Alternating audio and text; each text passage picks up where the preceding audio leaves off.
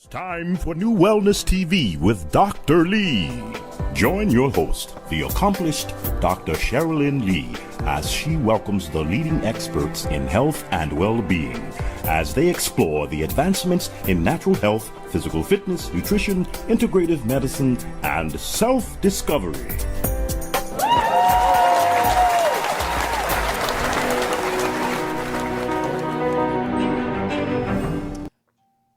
Hello, everyone, and thank you for joining us for another wonderful episode of our wonderful journey in life and health. I have with me in the audience, or she's actually zoomed in for the show today. I am so happy to have Dr. Victoria Bowmann. You are just an amazing person. Thank you. Thank you for joining us here today. And our wonderful topic is you gotta have guts. You really have to have guts in order to stay healthy and put the right things in your body. I love the title of her book, You Gotta Have Guts. So we're going to be discussing everything as it relates to digestion, your enzymes, probiotic, prebiotics. A lot of people hear so much microbiome. You hear so much in the media today, SIBO, all of these things you hear in the media today. These are things that we do address too at New Wellness Healthcare. But I want to just say that I have the expert here. She is amazing. We consult. I consult with her with a lot of her products and ways that what I do in my office as well. She is just an amazing person with over 30 some years, right, of research. Well, yes, but I hit 40 years last year, so 40. You look for so young. Oh my goodness, to been in business for 40 years. when we take care of ourselves, we know how to take care of ourselves from the inside out, then we Yes. can anti-age, if you want to say that, or just stay vibrantly healthy. Yes, yes. Well, I am excited that we have a show today that we're going to go through and discuss health. And I was wanted to kind of with starting with digestion, and we know where digestion starts. And I know years ago I was talking to someone, they was telling me this, one of the doctors, she said, digestion actually starts in the brain, not in the mouth. Because if you don't salivate and to get that ambulance going from the mouth, if you don't see something that starts salivating, you're not going to have the enzyme there in the first place. So enzymes and uh, we're going to just go through and let people know sometimes people really don't have a clear definition of what are enzymes, what are probiotics, when should you take them, when should you not take them, before food, after food, hydrochloric acid, and our elderly, what's happening with them, do they have enough digestive enzyme to digest their food, especially if they're eating meat. Number one, a lot of times they have problems chewing up the food to get it going in their body. So we want to cover some things that really help to edify our listening audience on you gotta have guts.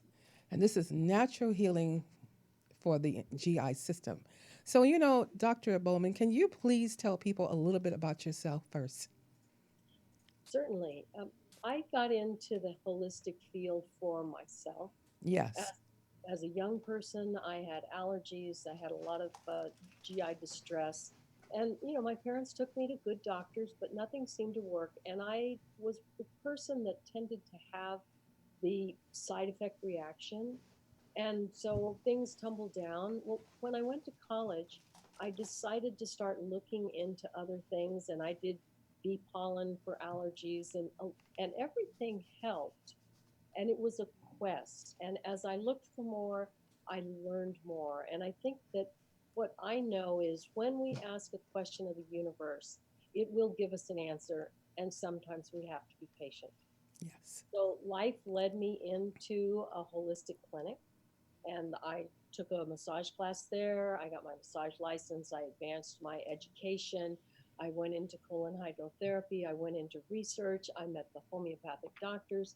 So life led me. I could never have thought as a little girl growing up in southern New Mexico that I would be here today, having the colleagues such as yourself that are amazing in what we're bringing forth.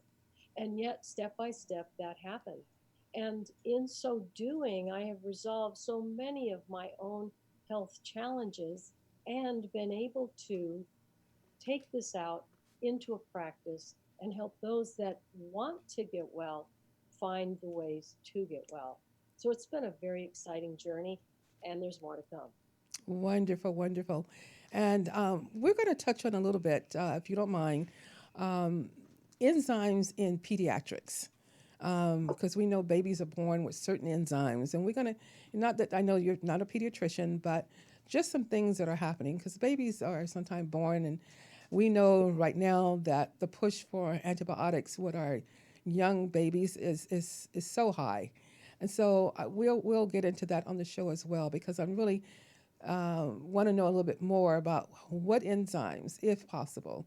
And we know with certain foods you have enzymes, but let's just start at the top. Let's just start as breaking down food and enzymes. Let's kind of go through the body as food travels through the body, what enzymes are needed through that whole journey through the system. So I'm going to let you take it away. Thank you, Dr. Bowman. That's great.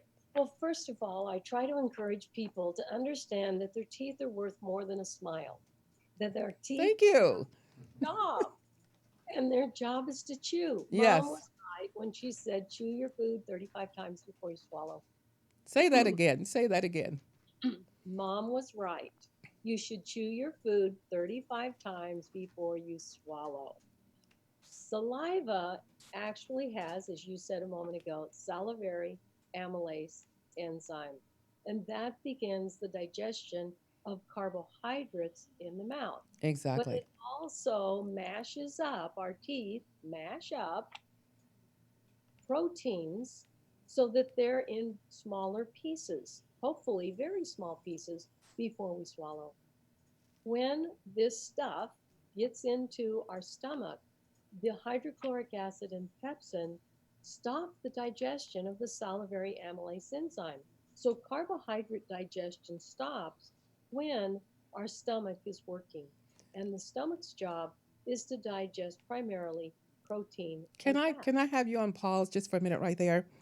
One thing I tell people if your food is kind of liquidy in your mouth, and you don't swallow big chunks because they kind of don't get that. Chew, and you 35 times is great. You're going to have a liquid substance that you're swallowing and not big chunks of food. People eat in a hurry when they're nervous, when they're under a lot of stress. I have to hurry up and get back to work, or I'm going to a meeting, and they're just eating too fast. And when you start chewing, it should be almost liquid in your mouth when you swallow it. I totally agree. And I think we need to back up a step. We say two steps forward and one step back. And a lot Yes. of people think that that is regression. And I call it the cha cha. So, Okay. I we like get that. I cha like cha that. here. Uh, Yes. when we drink liquids with Yes. food, we dilute our digestive juices. Yes, we All do. when we have an 8-ounce glass of water, 20, 15, 20, or even 30 minutes before our meal, we've hydrated our system so our system can produce good, strong enzymes and acids for digestion. Wonderful. Thank you. Thank you for bringing that up. I Got to start there. Yes, yes. And Because people always ask, so when should I drink the water? With my food, after my meal, between the meals? And I tell them no. So thank you so much for 30 minutes prior to a meal, 8 ounces of water. And and go ahead. and I would say if we look at the Asian culture, they have a very small cup of tea, black tea or green tea, after their meal. They sit, they relax, they visit, they allow Yes, digestion, and they just take those little sips of tea, which can aid digestion as well. yes, So there's many things that our cultures automatically do, and when we stay in alignment with that, we're healthier. And when we adhere to the pressures of work or society, or I got to do this or that, then we tend to go down the wrong path. okay. Now, should it be 30 minutes before cold water, warm water, room temp? What is your take on that? Because I have mine. I don't do ice Well, water. of course. Well, room temp, I think, is Hmm. best. Hmm. However, cold water can be beneficial for people that want to lose weight because the Yes. coldness makes your body generate heat. But I don't think it's a good idea to before eating. We want things to be calm. So I like room temperature water. Mm-hmm. Some people like warm water. Now, I had a great Aunt Dell, and I love her dearly. And I lived on a farm, and all my cousins and brothers and sisters went to school, and I was left because I was the young one. And I would go down to see Aunt Dell, and she would have her cup of clear tea. Well, it was hot water, maybe lemon juice, maybe apple cider vinegar, maybe honey, maybe maple syrup. And she would sip her tea. And then a few minutes later, she would say, "Excuse me, I have to go have my constitutional." And of course, as a 5-year-old, I didn't understand constitutional, but Okay. today I Okay. honor her so much because she was taking care of her body. So, Yes. what's your take on temperature of water? Basically what you had said, and room temp. A lot of people are taking medication, so you don't take medication with ice water or cold water. That's really important too, especially people taking blood pressure meds. You don't want to take the meds with ice water. So definitely, I tell people the room temp. So that's really important. And what you covered, do not take water to dilute those enzymes in between your meals, which is really important. So, So, but room temp, and I like the tea also too, something warm afterward because you're going to get more. I think it really aids more in the digestion um, to do something warm after instead of drinking all that cold ice water. A lot of people just have to have ice water, everything cold. and if we look at the tea, it's a very small cup. It's Yes, yes, it probably not is. more than 2 or 3 ounces. Mm-hmm. It isn't a big gulp or something like that. It's Okay. just a little bit, and So, it's savored. yes. Yeah. Now, since we did the cha cha and went back a little bit, okay. So Now we've we're now going to, made it to I'm our going to let you stomach. proceed on down the journey, okay? And even if we're standing on our head, food stuff and liquid is going to make it to our stomach because of peristalsis. So it Yes. doesn't just go funk and land there. It very slowly moves through the tract. And when we start thinking, because I do more gastrointestinal health, that the entire GI tract stimulates each other. So as we chew, everything all the way down is being stimulated, which is why if we look at our puppies, when they have a meal, within a few minutes, they're running outside to do their duty. Mm-hmm. And so when we're eating, we're actually stimulating that tract. So maybe a half an hour or an hour after our meal, we can also have our elimination. So we've got our stuff in our stomach, and I like to think of our stomach like a cement truck going down the road. Okay. That tumbler goes around and around and around. It's mixing it. So things in our stomach are gyrating to continue the digestion of food, particularly if a person hasn't chewed well, but our listeners are going to. Oh, that's a beautiful picture. Our Tony our is our amazing. listeners are Thank going you, Tony. to be chewing their food now. Yes. And so then there's a mechanism by which the body says, wait a minute, we've got to get to the proteins and the fats. So there's a secretion of hydrochloric acid and pepsin. And they have actually two functions. First of all, it is the digestion of protein and fat, but it also is a main line of defense against bacterial invasion. Yes. So if we think of the E. coli scare, whether it was the lettuce or the cantaloupes Mm-hmm. or whatever, individuals with good HCl might have gotten a little bit sick. But we know a percentage, and it's becoming a larger percentage of our population, has poor hydrochloric acid. And those Yes. are the ones that become very ill or perhaps death. Yes. So and hydrochloric acid isn't discriminatory. It doesn't say, oh, you're a good probiotic, you can go through, but your E. coli, you can't go through. Exactly. It essentially kills them all, Mm-hmm. which is why I'm concerned about taking probiotics by mouth. A lot of people do it, but a lot of them get destroyed. And I know the enteric coating can be beneficial. I'm just not sure how well it gets our probiotics to the right place. Right. And we know I've utilized your products, so you have them what they could be used rectally. Correct. Um, Correct. so it's much more in the digestive system. I find that people heal so much better. There's several things that I use where it's not taken in through the mouth because you're destroying so much, and you want it to be absorbed properly. And it can be absorbed a lot better and much more effectively if it's taken in rectally. And I would also say, I know we're going to talk about SIBO a little bit later, but I'm wondering if we have contributed to SIBO because of the multi-billions of probiotics that are being Yes. taken by mouth. Some of them get through, some of them don't. Do certain strains get through more than others? There's not enough testing done yet to No. have an answer to these questions, but have we contributed to SIBO? And maybe you feel that way. I'd love your opinion or your Yeah, I, thought. we have. I really feel that we have because of the big push, and everybody was knowing that you can get a lot of your natural enzymes through your food, and if you're chewing correctly, eating correctly, taking in the right foods for natural enzymes, then food are going to be digested well. But on the market now, there's so many types of enzymes, and people are just talking about prebiotics, probiotics.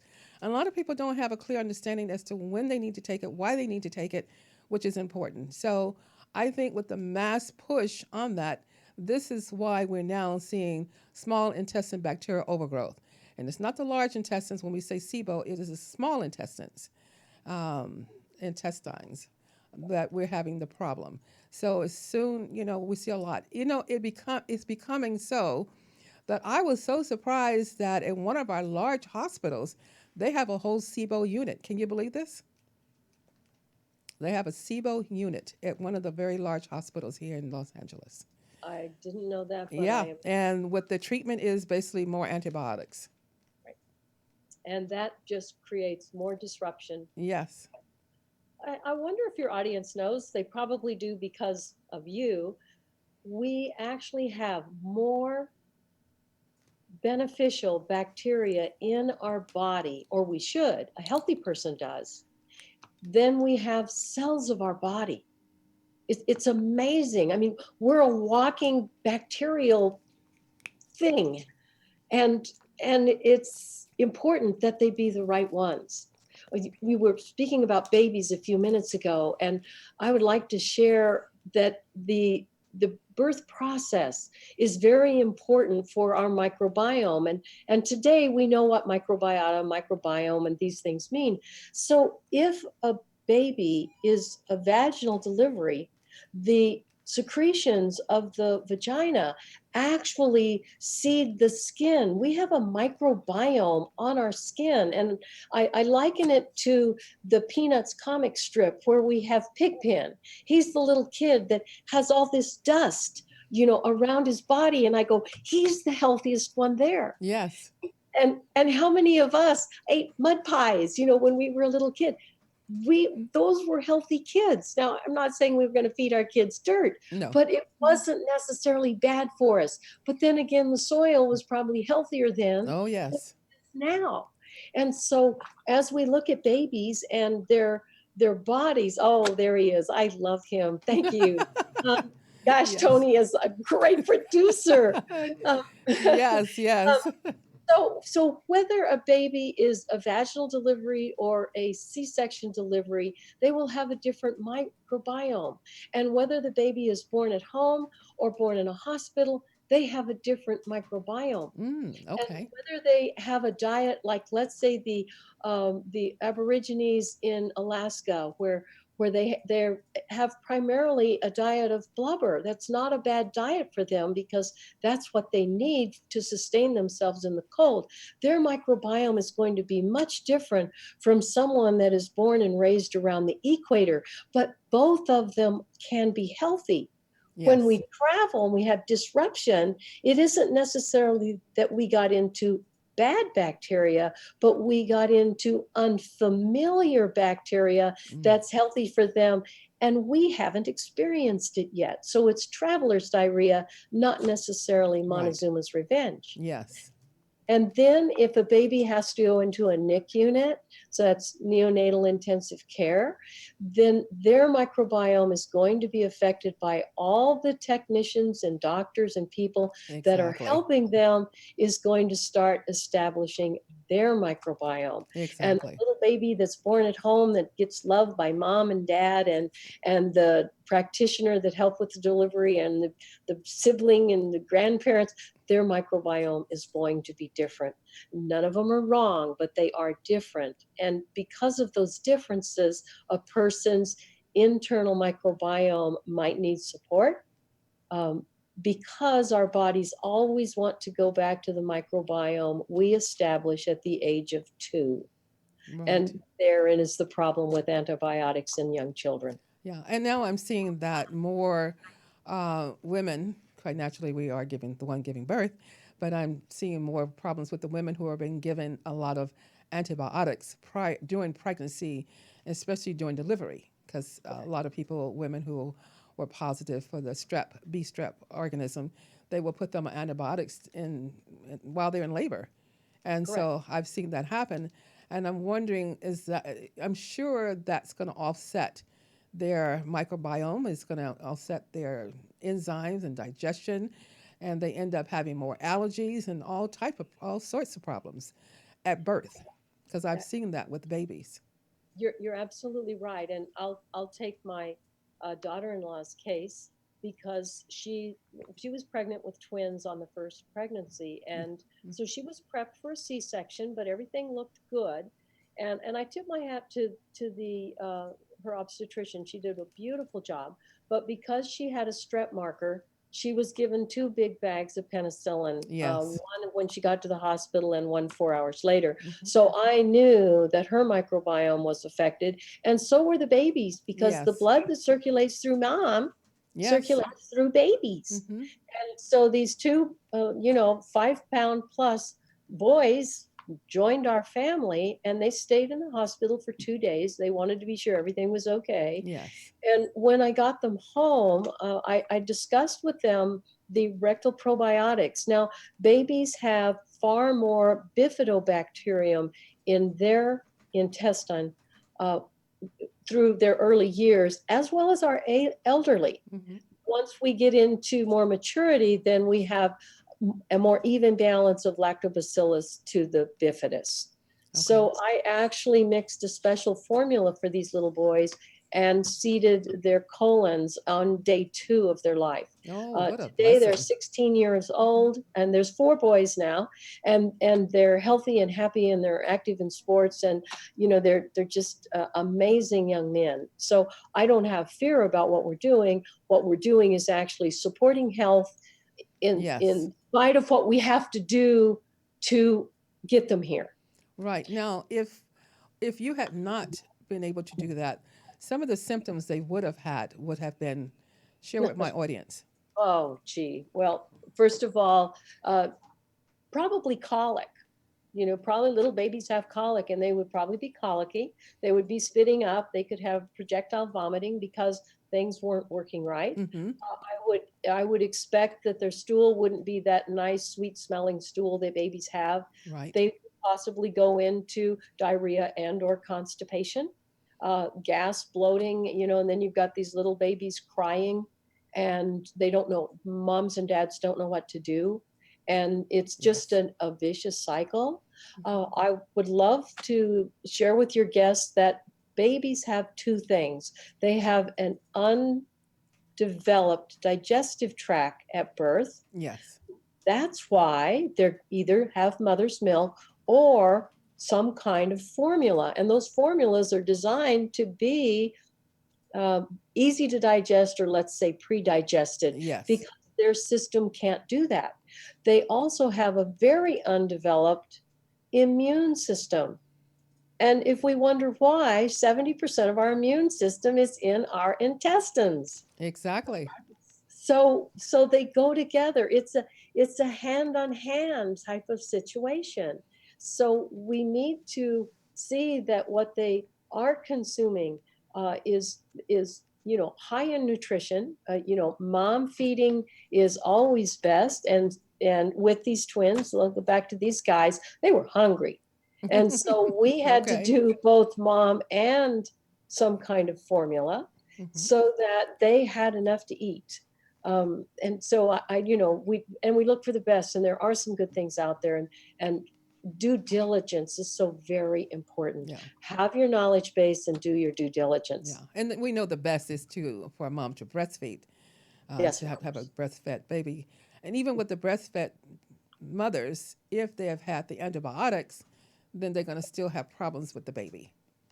Correct. Yeah. And mom needs to be eating very healthy foods because what she eats can translate. If a mom decides to eat her cruciferous vegetables, which we know are great, but they're gas producing, and all of a sudden little babies are tooting and cramping and their bowels are hurting, and you can look at their abdomen and there's distension, then we know that that food is affecting the child. So there might need to be a modification of their diet Hmm. when they're nursing exclusively. And then as babies get introduced to some healthy little vegetables and mashed bananas and all the things we know that we give them, then mother can probably add some of those foods that won't affect their baby as much. Right. Exactly. This has been great. I mean, we're going to have to do a part one, two, and three on this show because I want to do some other things and discuss some other things that relate to digestion because we know all illnesses basically, especially with leaky gut, it all starts in the colon. So, but let you go ahead and finish because I want to get through our wonderful journey Okay. from entry in the food entering the mouth until exit. So we now are still kind of in the stomach area, I Right. think. And Hmm. in that time, that cement truck has just been churning around, and finally it gets to its destination. And the destination of the stomach is the duodenum. And so we can think of that spout that the cement truck has is it lets a little bit of cement go at a time, and they move it back and forth so that it gets distributed. You see, Yes, like a wash food in the machine. stomach doesn't go thump into the intestine. It's delivered slowly. Otherwise our intestine would look like it swallowed a mouse. It would be a big lump, and that's not what we want. So a little bit goes through and a little bit goes through and a little bit goes through. And in the duodenum and the jejunum, we have the pancreatic enzymes being introduced into the foodstuff.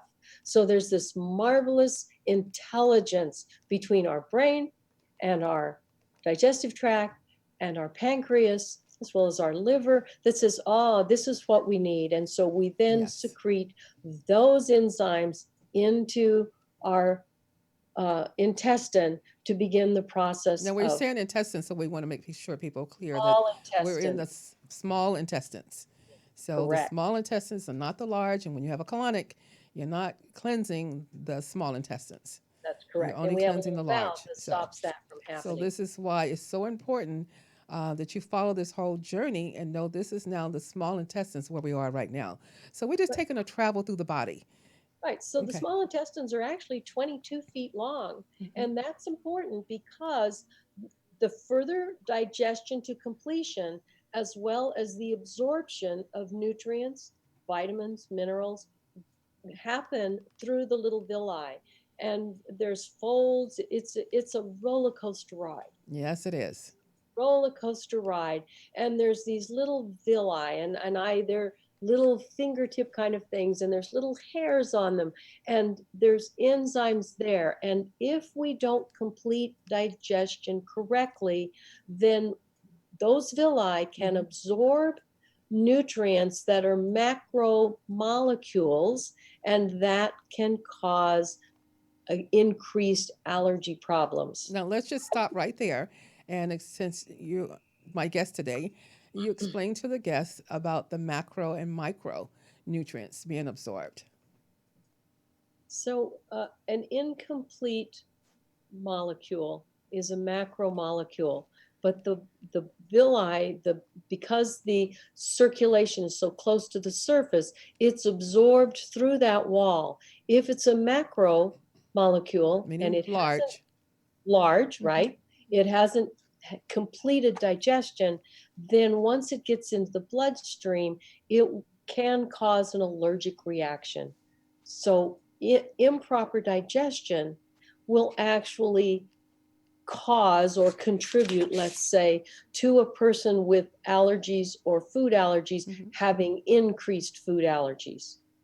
And a micromolecule, a little one, are the ones that have been completely digested. Yes. And when they get absorbed into the bloodstream, they feed our cells. Yes. So the importance of enzymes, whether we supplement with enzymes, whether we look at food combining so that we make our digestion as easy as possible, Wonderful. Yes. and it will determine if we have those little molecules that are going to nourish our body. Okay, since we're right there, then talk about some of the food combinings that you see. In your, Well, Mhm.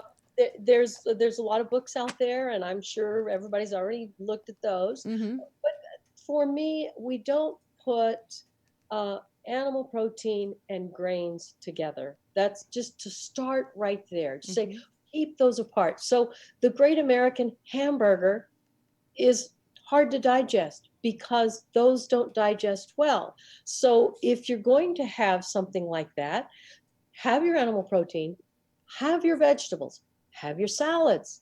You can have your oils. That will be easier to digest. Yes. If you're going to have grains, have your vegetables, have your salads.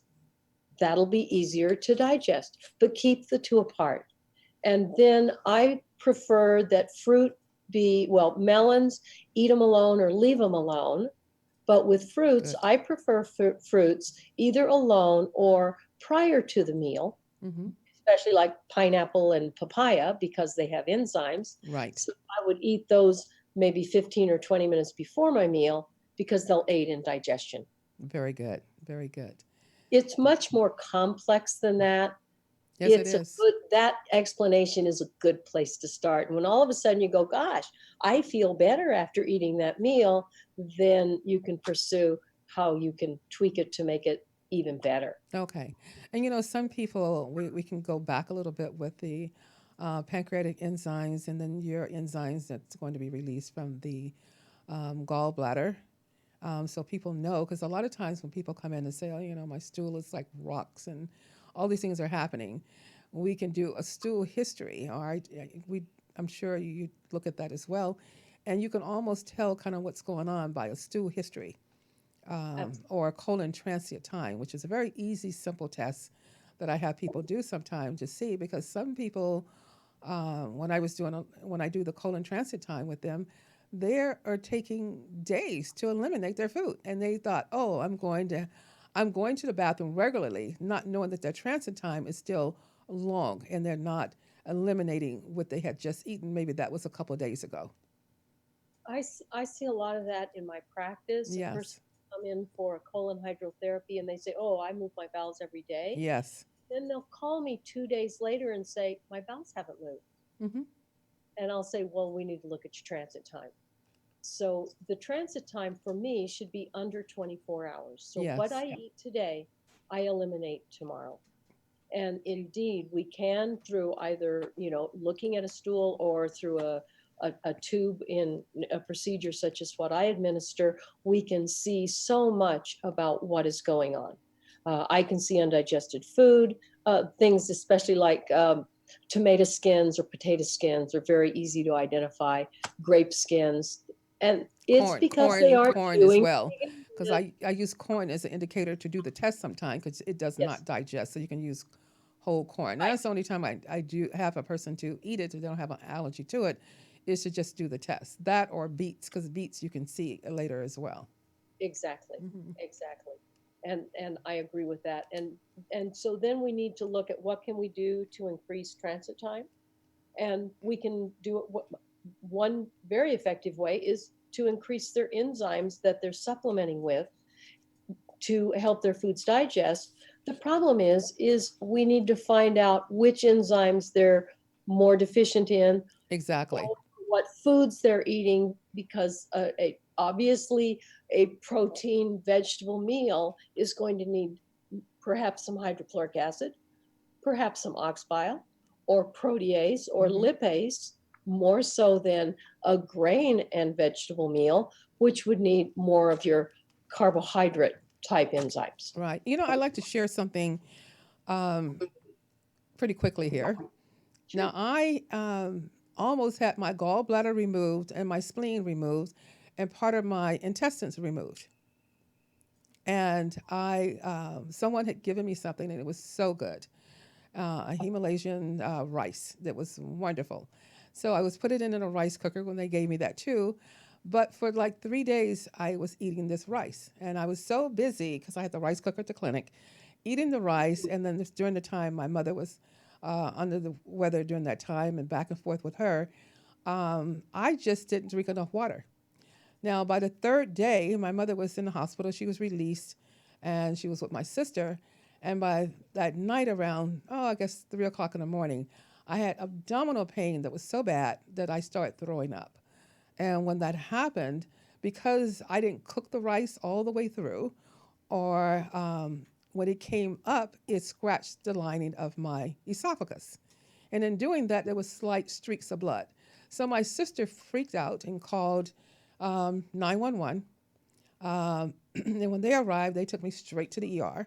And they said, well, you have the stomach discomfort, and this and that, all these things going on. I said, well, it's just the rice. I know it was the rice. And they said, well, we're going to schedule you for surgery because something is sitting strange on your spleen. Your gallbladder there's a problem there, and there's something strange looking in your intestines. So I'm like, it's the rice, undigested rice. They didn't want to hear that. So they admitted me into the hospital. I said, you know what, I'm going to go on through this because the one thing you don't, not surgery, the one thing you don't want is to kind of go against some things because it kind of put a bad mark on you medically as well. So I said, okay, I've had so many histories of things happening to me. So I had my sister go and get me some cellulose enzyme. So I took the cellulose enzyme, dissolved the carbs in my body from the rice, and eliminated all of it. And the next day I asked them, you guys, please do another ultrasound and just to see what's going on. And they did, and I was fine. I was discharged. I told them already it was the rice. So a lot of Right. times, this showed me that a lot of unnecessary surgeries have been done on people when you need to really get a thorough history to see what have they consumed, and nobody does that in the ER because I used to work in the ER years ago. We don't do that. But the history is so important.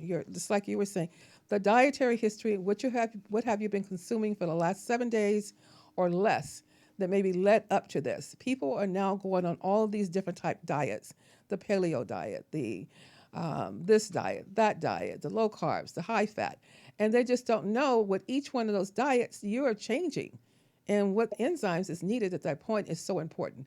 And then you wonder why I'm not feeling good and this is happening and that's happening. I'm on this diet. And I happened to a patient here recently too. She just said, I'm going to do the paleo diet and I'm going to do the modified fasting. And what's the newest one now? The newest diet that's out is Keto, the keto diet. keto diet. And I tell people, you better really know what you're doing when you start bouncing around with all these diets and introducing just one particular food and not taking care of your microbiome, not taking care of your colon and your enzyme health. And you just don't go out and run and buy enzymes. What are you doing? So this is why it's important to deal with a practitioner that know what they're doing when it comes to what you're eating, how you're eating it, and how it's consumed, and your Thank you for saying digestive that health. because too many people want to self-treat, Oh, yes. and it makes it so much more difficult when they finally get to us. Yes. We have to unravel that web of information in order to actually establish what the core challenge is. Exactly. In your instance with the hospital, absolutely. What they were doing is probably that rice was pressing on your liver on the right side and your spleen on the left side, and their ideas take them out. Take them Well, out. how about get it to go through? Yeah. So I would have had surgery and they would have saw a lot of rice. And they would have yes, never came back and told me that's what it was. of course not. No. So I agree with you on seeking a practitioner that has the knowledge base that the person wants. You see, if you go to an ER and you get an opinion, well, if you went to another ER, you would think that's a second opinion, and it isn't. It's the first opinion the second time. So we Yes. need to see a practitioner that has the education base, and you have both medicine and holistic.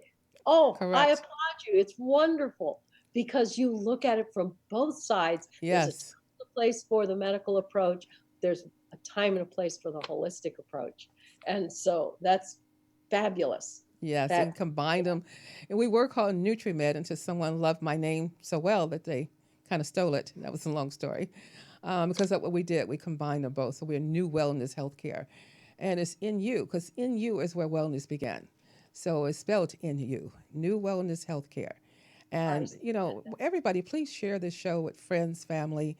If you have any questions, you can always, if you're on, Facebook, you can always ask the question on Facebook or give me a call at the clinic, and we'll get these things answered. But if you order it, if you ask these questions on Facebook, we could answer it back with you right now. You can have your answer today. Any other questions, you can call myself. I'm here in Los Angeles, California. Well, the clinic is in Marina Del Rey. We have a wonderful clinic where we have an ocean view at our clinic. So we're healthcare by the sea, which is love it. wonderful. Love it. It's just beautiful. But I just Well, want to say that, I am just so happy that and elated that Dr. Bowman is here with me, Victoria Bowman, and her book that she have out. We're going to definitely have to do another show with you because there's so many things we didn't have a chance to talk about, and we didn't go in a little bit more detail on the SIBO, also on leaky gut, and some other things as well. But we have a few more minutes, and so in closing, before we close, I want you to take at least 2 minutes for me, doctor, and I want you to just look into the eyes of someone sitting in front of you. And what would you want your leaving thoughts to be with them so that they would have this powerful message they remembered in a nutshell? thank you. You're welcome. Thank you. So, what I would like to say is to set your intention that what you want is wellness, and wellness is a part of your very being. To not look at the other side, which is the lack of wellness, but to look at wellness. And when you have that focus and that goal and that vision, that the universe will support you and draw you to the practitioners who can take their knowledge and share it with you and help you bring about the vibrant, alive being that you were designed to do. Each and every person on this planet is important. You have a purpose, you have a gift, you have Yes. a talent. And I want each person to have the vibrancy and the health to be able to share that with the world and with me. That was well done. I mean, I could listen to you a little longer. That was well done. And I am just so grateful. And for those who tuned in, please share this show with your friends and family. If you have any questions, please um, um, just type it in. We'll get back with you today and get those answered. Any other questions, you can call my office at 310 419 4300 at any time, and we'll get that answered for you. And please share this show. Visit our YouTube channel as well. The show is streamed live today on YouTube as well. So if you want to share the YouTube channel with your friends and family, please do. Because if we don't start doing something now, there are too many people ill. There's too many people with allergies, and they don't even know why they have the allergies. There's too many people with GI problems, and we didn't even talk about the H. pylori, that is actually right there, an organism, a bacterium that actually will live in the stomach or intestines. But so many people now have seen this H. pylori or have it and don't even know, because some of the early symptoms is the constantly burping and belching of H. pylori. So you want to get that taken care of, because I know myself, everyone that has presented to me with in colon cancer or stomach cancer, especially stomach cancer, they were also positive in H. pylori. So if you have some things going on, I always tell people, check it. Don't guess, test, and see what's going on. I send a lot of people to life extension labs to do this because you can order your own lab tests and you don't need a doctor's prescription to order it. So a lot of things you can go and don't try to self-treat yourself, but you can go ahead and start doing some of these tests yourself and then follow up and see what's going on with your they do some colon tests, but most important, be under the right practitioner, the right doctor, so that you can know what is going on. I soon will be another year next month, so I'll be 60 plus plus plus plus plus.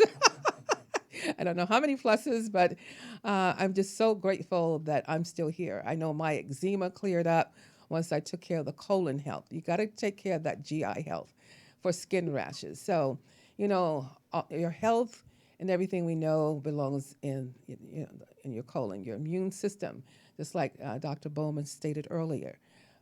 We want to see that. Now, those of you who are listening to the show, you might again want to visit our YouTube channel because of the fact you want to see the wonderful pictures that were placed up by our wonderful engineer here and director, Tony Sweets. So I want to thank you so much, Tony, for your wonderful work today. You're just amazing. And especially, I want to really, from my heart, all 4 chambers of my heart, I want to thank you, Dr. Bowmann, for being a guest with me today here on New Wellness TV with Dr. Lee. I want everyone to tune in again next week. And when I end my show, what do I say? So I say, number 1, repeat after me.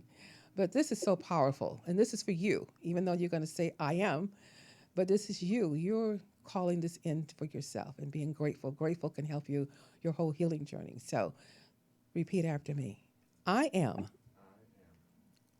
so grateful that I am a magnet for miracles. And I want everyone to continue sending me those miracles that are happening in your life. Start off your morning being grateful for everything, being grateful that you have a digestive system. I know there's a dear lady I know had her whole intestinal system removed, so be grateful. And we take so many things for granted, pulling in that breath of air. Just be grateful. Until we see you again, have a wonderful, blessed day. Thank you. Join us every Wednesday live at 11 a.m. for a New Wellness TV with Dr. Lee. Remember, healthy mind, healthy body.